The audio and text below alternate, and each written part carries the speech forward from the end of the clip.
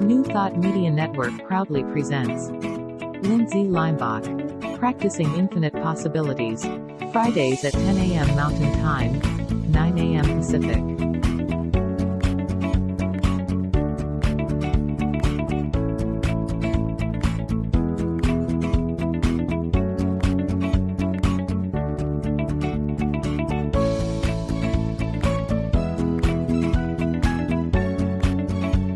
And now, here's Lindsay.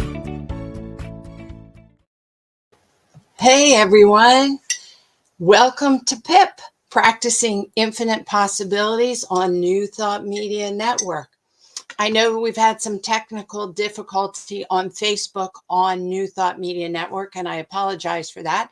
So catch me on YouTube on New Thought Media Network, or catch me on YouTube on my channel, Lindsay Leimbach, or on my Facebook page. So how's the week gone? I'm really excited to be here because I don't know if this is, we're going to talk about the fear factor. So has anyone ever been scared of anything? Listen, it's programmed inside of you to have that fear. We're going to talk about why we have it, and then we're going to talk about what we can do with it. And next week, we're going to even take it a little bit further. So on episode 66, we're going to begin the fear factor. All right, I want to say a shout out to Kevin. I see Kevin is here. Hey, it's great seeing you.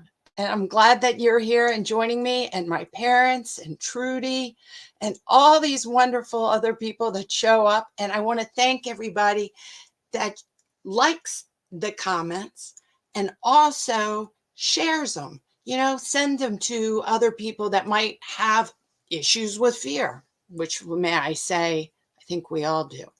Okay, let's get right into it. Look at this. Right?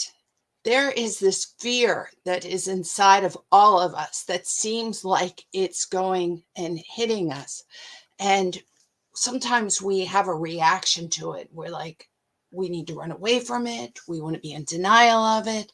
When we feel it, you can feel your heart start to race. And you're like, where is this coming from? Why is it there? And you have to understand, like laughter, the emotion of laughter, the emotion of giggling and joy that you see in a little child, they also have fear. You can see it when they get scared and they get startled. It's part of the human experience. It's not happening to you. It happens through you. And our brain is programmed to incorporate fear into our life. And you're like, wow, that doesn't seem like that makes any wisdom to it. But it really does when you start understanding fear. Let me go. I'm going up to my banners. Here you go. Because fear is an experience in the mind, right? It is triggered. It's when you're triggered, you get a physical reaction. You can feel it happening, right? It is programmed in your brain. You can't unprogram fear in your brain. It is part of the hardwiring that comes with it. And when it gets activated, your amygdala goes off. And when your amygdala goes off, then you go into a fight, flight, freeze response, right? And it sends cortisol and adrenaline through your whole body. Now, why does it do this? It's because your brain is trying to keep you safe, right? Your brain is trying to keep you safe. So you have this programming. So if something startles you, you want to be able to react and see if you need to do something. Do you need to run away? Do you need to duck and cover? Do you need to, put up your defenses? Whatever it is. If a dog is coming after you, no, not my little dog. Let me show you my little dog. Say hi, Papa. You can't be scared of that, right? But let's say a dog was coming toward you and didn't look like it was being friendly. Then you want to have that ability to think real quickly on what to do next so you can keep yourself safe. The issue is that when we have fear that is triggered from physical things, you hopefully go into really wisdom, what you need to do. But in our society, it's not often that we get triggered into fear because something physical is happening in our environment. What's happening is it's happening in our mind. It's happening through social cues. So, like, let's see, what do you think? Am I fearful about? Well, a lot of people are fearful of public speaking. That would be one. Fearful of relationships, fearful to commit, fearful of being accused of doing something wrong, fearful of not being good enough, right? Fearful of being thought of as a weirdo, fearful, there's lots of them, of being alone. These are just really typical things that people are scared of. And so when you think these things, then actually your brain triggers in your mind the amygdala as if a dog is coming to bite you. The same cortisol goes through your body, the same adrenaline goes through your body.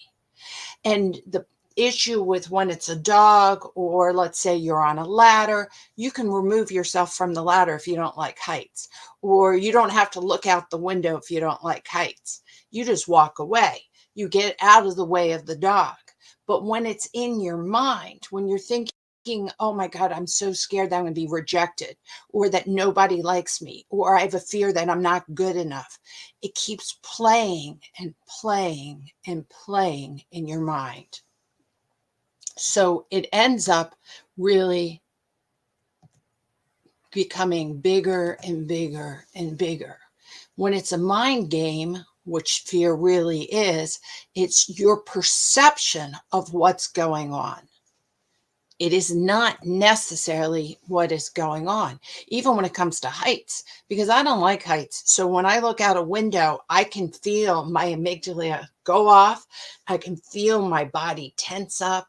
I can feel my heart rate go faster. I can feel even myself sweat, even though I know there's a window right there and I know I'm not in harm. I get triggered. And what do? You take some breaths.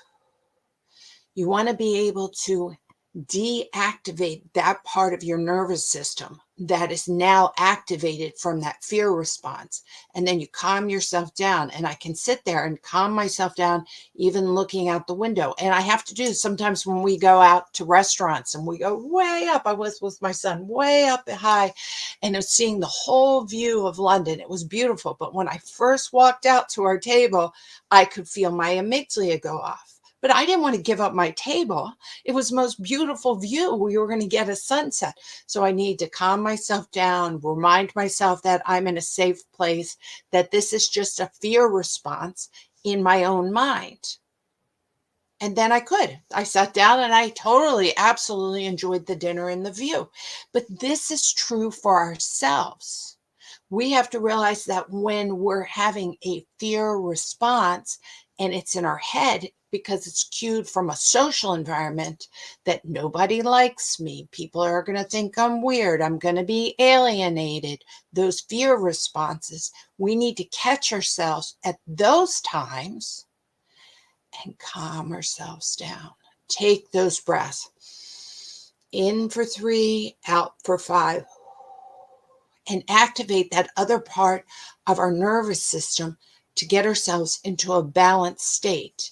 We don't run away from our fear, because when we run away or we fight our fear, it gets bigger. Today I was on Insight Timer, which I highly recommend. And this is the quote they had. When you fight something, you're tied to it forever. As long as you're fighting it, you're giving it power. So when you're fighting your fear, when you're fighting like that person doesn't like me and I hate them and I don't want to be around them, and what are you doing? You're giving that fear that power, and it grows bigger and bigger and bigger. So we don't want to fight it. We don't want to be giving it power. We want to be able to face it. So a lot of people say this when it comes to fear. Fear stands for forget everything and run. I'm over here. That's not what we want to do, right? Because fear then chases you like a nightmare. Face everything and rise. Face everything and rise. And this is what I like about this picture here. The lady turned around and faced her shadow.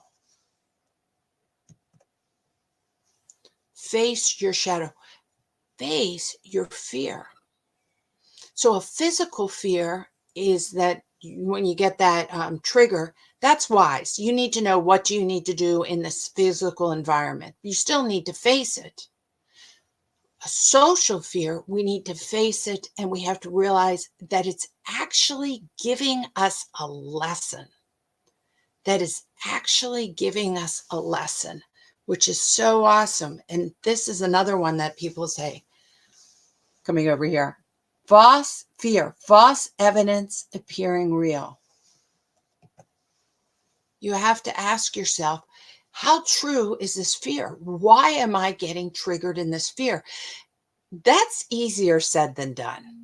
I really want to say that is easier said than done, because when the fear hits you and the amygdala goes off, this strong emotion, the prefrontal cortex, your rational brain, starts shutting down, and you go back into old habits to keep yourself safe. And those old habits tend not to be good. They tend to make things worse. So what we want to do is, once again, recognize, that's mindfulness. This class is about mindfulness. Mindful that I'm having a fear reaction, right? And then saying, that's okay. Can I hold my fear? Can I look at my fear and process your fear, this uncomfortable, this tightening you might feel, even when you see the goosebumps on your arms? Say, process, say, why am I scared? What is really true right now? Is this a story that I'm telling myself?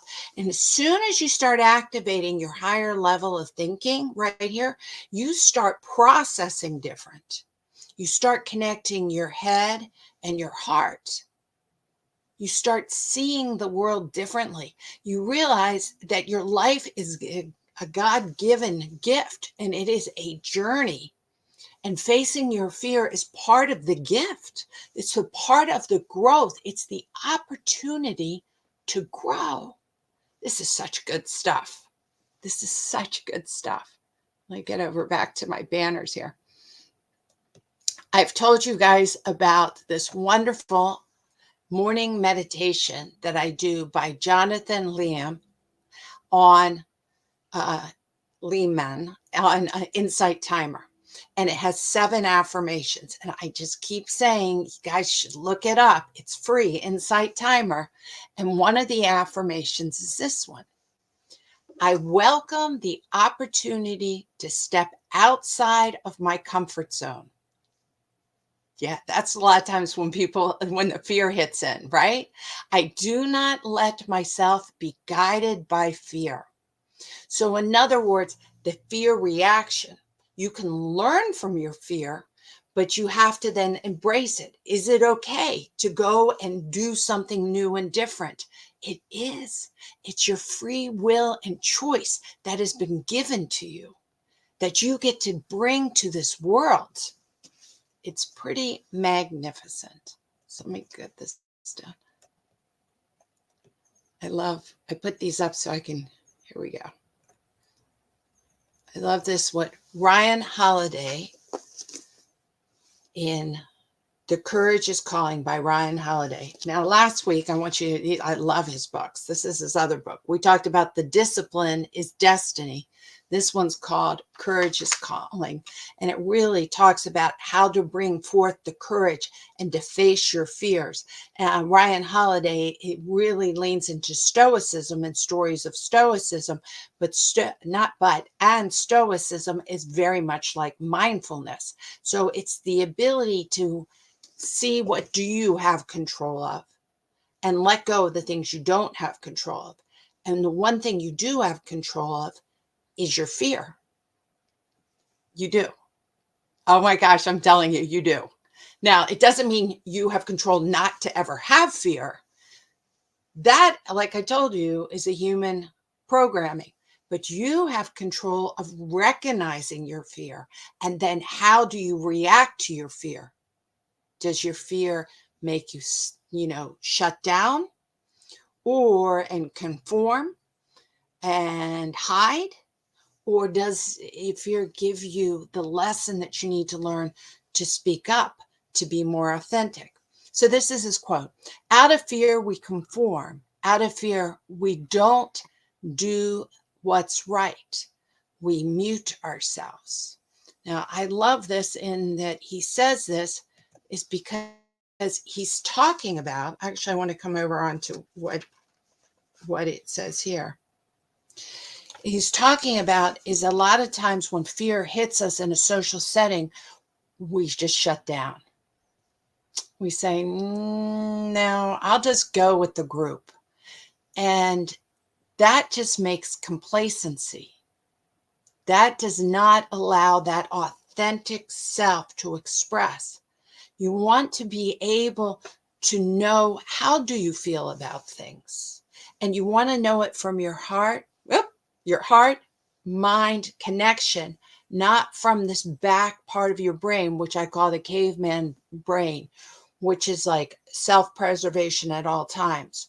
We want to be able to bring out our authentic God self, our Christ consciousness, our Buddha nature, our loving heart. And we want to be able to have the power to stand in that truth, which means we often have to face the fear that conformity is not the way. Now, we are programmed to get along in a village. So we do need each other. We're all interconnected. I'm not saying we're not all interconnected, but we have to be able to have that power within ourselves to know our own personal choice, to know our own personal reason, to be able to say what resonates as true through kindness and love. And we need to stand in that truth. And it's so interesting because people place so much fear on in the outside environment on us to conform, to conform, to conform. Now, I want to read this a little bit too, because that's the counterbalance. You're like, Lindsay, should I be running around advertising exactly how I feel and I don't care about what everyone else is feeling? No, that's not it. Mindfulness is being aware of the present moment and then making an accurate choice from a mind, heart centered. So he writes about this. We don't need to buck the crowd on everything, every little thing. We don't need to be different for the sake of being different. Perpetual rebellion can be in its own kind a defense mechanism. I want you to understand that too. So running around and saying, you're wrong, it's my way, it's the highway kind of thing, that also can be very much a defense mechanism. We still have to have the skill of learning and compassion and love. We need to just know our authentic self, what is really true to ourselves. But if we do, meaning that he's saying, if we look like everyone on the outside, look like everyone else, we better make darn sure that we're in the inside, we're different. So important. So my son, I've told you, is a police officer. He dresses in a uniform. He acts in a certain way. My brother was a colonel in the Marines, dressed in a uniform, act a certain way. They have certain haircuts. They do certain things. And you could say, well, that's all conformity. But I am so proud of my son to be a police officer and my brother to be a colonel in the military, because they were authentic, are authentic within themselves, and that they know what is true with their mind and their heart. And they can be very mindful and they can be very much calm. So in other words, they won't conform just to what other police officers and the military is saying. They can work within the ranks and make good choices to help all people. But it isn't for my brother or my son to wear some kind of like tie-dye shirt and then be a nonconformist, because in those situations, being a village and being unity and helping each other as equals is very important when you're doing systems like that. However, you still have to be true to yourself. So it could come very true to our own selves in that, let's say our family, let's get really into it, into politics, and we have this contention of what's going on in the government, and we have an election year. So there's a lot of conformity pressure to put on us to vote as your neighborhood or to vote as your family or your husband or your boyfriend or whatever. And this is what I'm talking about. You don't have to go right into someone else's face and tell them that they're wrong, but you do need to sit in yourself and go, what is your truth? How you vote better be through your heart and your authentic self. And don't be fearful that you need to disappoint someone else when you have a private vote, or when you feel like you need to stand your truth.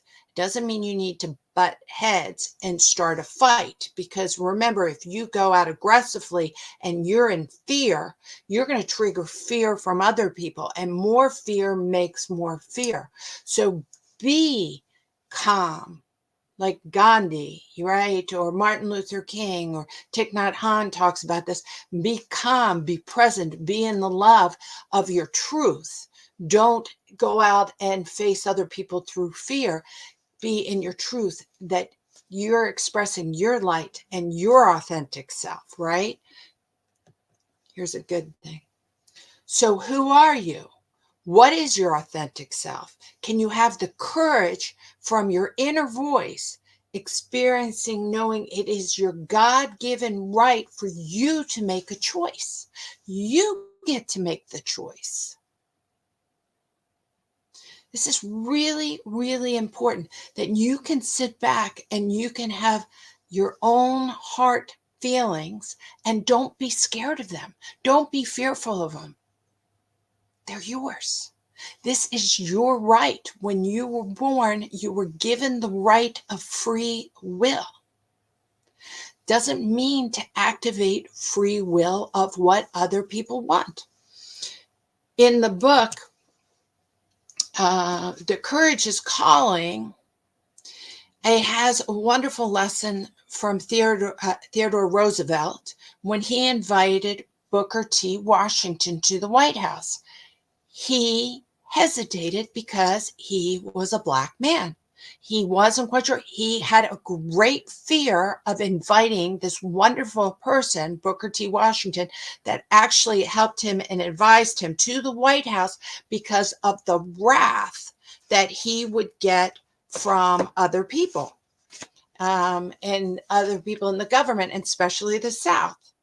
And I want to say this is, let me see if I put on my glasses. Oh, yeah, it makes it a little easier for me to read. How do I look?